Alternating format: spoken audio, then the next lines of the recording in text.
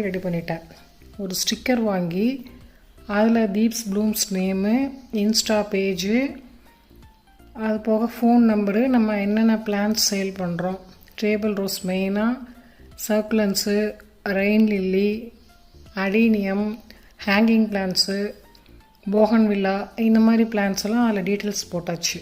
இது ரெண்டுமே fully outdoor plant தான். எதுவுமே இன்டோர்லேயோ ஷெமி சைட்லேயோ அந்த மாதிரி வைக்கக்கூடாது. அப்போ தான் இந்த பர்பிள் கலர் நமக்கு கிடைக்கும். ரெயின் லில்லிக்கு நல்லா மழையும் வேணும், வெயிலும் வேணும். அந்த மாதிரி இருந்தால் தான் அதுவும் நல்லா வளரும். இந்த பிளான்ட்டை பேக் பண்ணி முடிச்சிட்டேன். இது ஈஸியாக முடிச்சிருச்சு. இப்போ இந்த ரெயின் லில்லி பேக் பண்ணுறது தான் ரொம்ப டஃப்பாக இருந்தது. கிஃப்ட்டு கொடுக்கும்போது அந்த லீவ்ஸ்லாம் நல்லா ஸ்டெடியாக இருக்கணும்.